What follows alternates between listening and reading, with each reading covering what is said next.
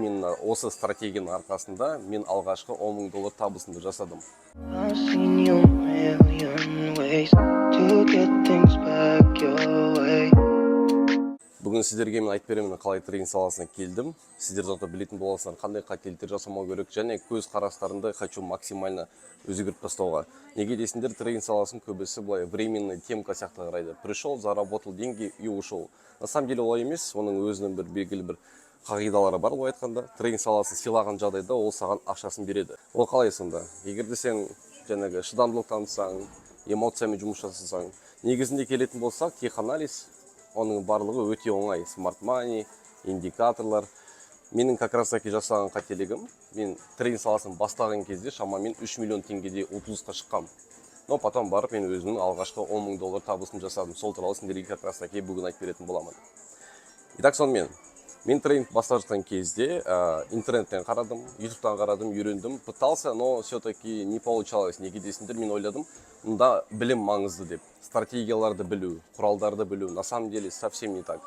Қай нәрсе маңызды екенін сендерге айтатын боламын. Именно осы стратегияның арқасында мен алғашқы 10 000 доллар табысымды жасадым. Сонымен трейдинг ол временный темка емес. Бұл да бизнестің бір түрі, бұл да бір мамандықтың бір түрі десек болады. Вот мен қазір отырмын кофейняда, кофе ішіп отырмын.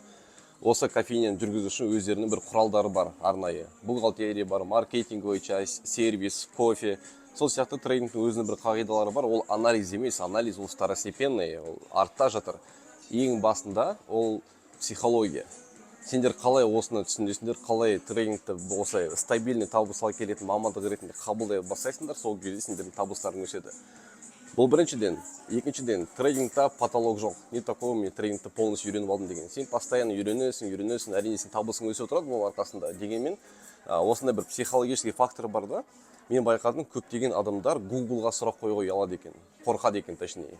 Менің ең алғашқы сұрағым Google-ға ол криптовалюта деген не? То есть мен крипторынокқа қарап жүрмін постоянно, криптобиржаға трейдингпен айналысқым келеді.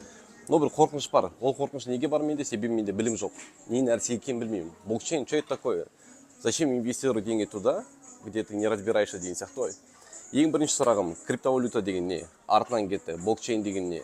Неге биткоин, блокчейн первого поколения, неге эфирум второго поколения, неге атом, космос третьего поколения. То есть осылай сұрақтан сұраққа белгілі бір сұрақтың жауабы артынан тағы да 3-4 сұрағы келеді. Это круто, это здорово, потому что сен постоянно развиваешься, сен білім алып отырасың. Вообще керемет мамандық, негізінде маған өте қатты ұнайды. Айтпақшы, менің трейдинг саласындағы опытым 4,5 жыл. Ну, скоро уже 5 жыл болады. И алғашқы бірінші жылы мен чисто телефонмен торговать еттім. Серьезно, телефон, ноутбук, компьютер айырмашылықтары тек уақытта. Мысалы үшін сен телефонда анализға 2 сағат уақыт кетірсең, ноутбукта сенде 1 сағат уақыт кетеді. Ал компьютерде, және мен сияқты 2 мониторың болса, примерно 15-20 минут уақыт кетеді болды. То есть разница только уақытында, қалғанның барлығы бірдей. Компьютерде бар құралдар, телефонда тоже бар. То есть не обязательно ноутбук деп жүгіруге. Сонда, қараңдар, менде 4,5 жылдың алғашқы 2 жылы трейдинг саласы менде қосымша табыс болды. Мен риэлтор болып жұмыс жасадым, SMM агентствода қосымша ипотечные брокерские услуги оказывал. Трейдинг менде просто жанында жүрді. Айына бір 150 000 теңге, 200 000 теңге алып келіп жүреді. Бұл мамандықтың бір керемет жері.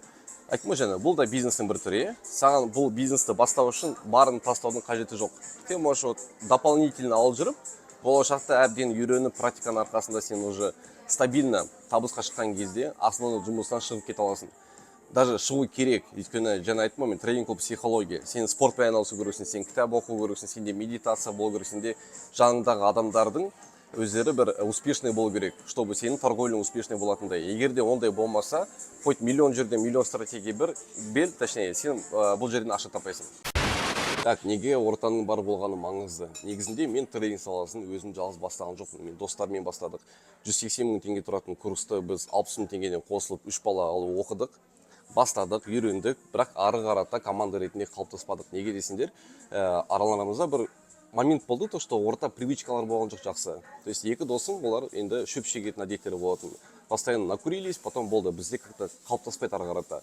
Олардың желаниясы жоқ, оларға қарап, олардың энергиясы маған да әсер етеді, менде де желание болмай бастады. Солай мен екінші курсты сатып алған кезде, уже 220 000 ба, сондай басқа біреуден курс алған кезде, мен оны жалғыз өзім сатып алдым. Олармен бастағым келген жоқ, хотя планировали тағы да бір рет бірге бастауға. Осылай, ертең бұйыртса бізде осы августте Астана қаласында офлайн курс болады. Если что, сендер келіп маған жазу жатсыңдар. Бір өте важный, маңызды ақпарат бар. Мен сендерге үй жұмысын беремін, сендер үйге барып оны орындайсыңдар. Обязательно попросите үйдегі отбасыларды, үйдегі адамдарды, чтобы сіздерге тиіспейтіндей, сіздерді жұмсамасын, там мусор төгіп кел, су алып кел деген сияқты. Вообще полностью сендерге керісінше поддержка берсін. Осыны алдын ала сөйлесіп келісіп қойыңдар. Мен ертең курсқа жазыламын офлайн, үйге келіп үй жұмысын жасаған кезде маған тиіспеңдер деп бір апта айналдырған. Әсіресе жас келіншектерге арналған, надо, чтобы вас как-то поддерживали дома. Ал ұлдарға айтатын болсын, жігіттерге егер сендерге звондаса, кетті там қыдырайық, клубқа барайық десе, тоже отказывайтесь. Жоқ, рахмет, керек жоқ деп, потому что концентрация жоғалмау керек. Неге көптеген трейдерлер жұмысты кофейняларда жасайды. Осы сияқты кофе-шопқа келіп, там жаңағы Starbucksқа келіп, мұнда атмосфера жақсы. Трейдингта білім емес, психология маңыздырақ. 100 есе. Сенде білімің аз болса да, бірақ сенің көңіл күйің тамаша болып сауда жасасаң, вот даже попробуй, сен сделкаларың плюсовой болады. Это такой психологический фактор. Сонымен маған $10 000 табыс ал келген стратегия ол қандай стратегия? Давайте сендерге оны айтпас бұрын бір нәрсені түсіндіріп кетейін. Бізде құралдар деген понятие бар, және бізде стратегия дейтін понятие бар. Екеуін шатыстыруға болмайды. Fibonacci, Smart Money концепциясының ордер блок, mitigation блоктар, линия тренды, индикатор, RSI бұның барлығы әшейін құралдар. Стратегия деп, на самом деле, совсем басқа нәрсе айтамыз. Мысалы үшін, воскресенье күні сен ноутбукты ашасың, шамамен 3-4 сағат уақыт, сен келесі аптаға план құрасың. Осындай ситуация болса, мен сделканы шорт позициясына кіремін, былай болса лонг позициясына кіремін. Лимитный сделканы ашудың қажеті жоқ, всегда рыночныймен кіріңдер. Ең бастысы TradingView сайтында будильниктарды қоюға ұмытпаңдар. Солай в течение недели, бір аптаның ішінде сендер түрлі анализдарға, түрлі активтерге анализ жасаған соң, сендерге будильниктер отырады, шырылдап. Сол кезде графикті ашасыңдар, алдын ала жасалған жаңағы уровень барлығы сендерде уже дайын тұрады. И сендер қарастырасыңдар, реакцияға қарап, уже сделканы қайда ашатынын болжайтын боласыңдар. Осы стратегия деген. Но трейдингта қалай сендерге көрсетеді, Instagram, TikTok-тағы адамдардың көрсеткендері дұрыс емес. Типа, на индикаторды қолдан, все, ты миллионер. Топ-3 криптовалюта деп YouTube-қа жазып, оны сатып алу деген сияқты, бұның барлығы на самом деле өтірік нәрсе. Нағыз трейдинг ол финансовый отчетность. Бар жоғы трейдерді, реальный трейдер қылатын, ол бізде отчеты, ол бізде блокнот. Сонымен, мысалы үшін, фотографтың құралы ол фотоаппарат, солдаттың құралы ол автомат деген сияқты. То есть, әр профессияда, әр адамның өзінің бір құралдар бар, постоянно жұмыс жасайтын. Трейдердің құралы ол интернет емес, ол смартфон емес, ол ноутбук емес, ол күшті компьютерлар, мониторлар емес. Мынау настоящий құрал. Без этого ты не трейдер. Хоть 6 монитор алып қой, команда жинап ал, біреу жаңалықтарға қарап отырсын, біреу ситуацияға қарап отырсын, сен керемет жұмыс жаса, оборот компания $1 000 000 болсын. Егер де сенде отчетность болмаса, сен трейдер емессің, сен ешқашан ақша таппайсың.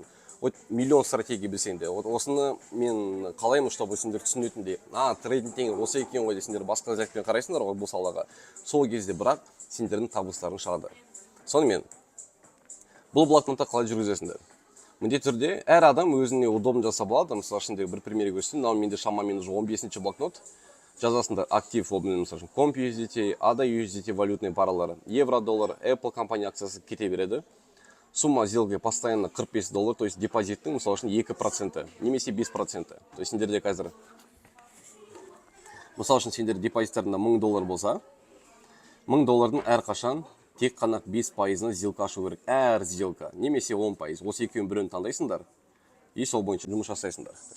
Осылай, ары қарата кеттік. Take profit, stop loss жазасыңдар міндетті түрде. Активный там, сделка жабылды ма, ашылды ма, лимитный ма, бәрін жазасыңдар. Статус, activation, там, long, short. И итоги. Әр сделкадан қанша табыс көрдің, қанша минус көрдің, осылай жүргізесің. Бір аптаның сделкасын. Бір аптадан кейін бәрін плюс-минусты қосып, сен көресің реальный табылсынды. Неге бұл маңызды? Себебі ақшамен жұмыс жасамайсыңдар сендер, ертең көзге көрінбейді ол. Сен прикинь, бір күн 200 теңге таптың, сен қуанатсың. Ой, я крутой трейдер деп. Но по факту осы уақытқа дейін сен шамамен 300 теңге ұтылып қойдың. То есть по факту сен минус 100 теңгедесің. Ондай болмас үшін бұл блокнотты қолданған дұрыс. Знаете, бұл как магия сияқты. Наны қолдансаң, болды сен сделкалардың плюсовой шығады. Я не знаю, как это работает, но это факт.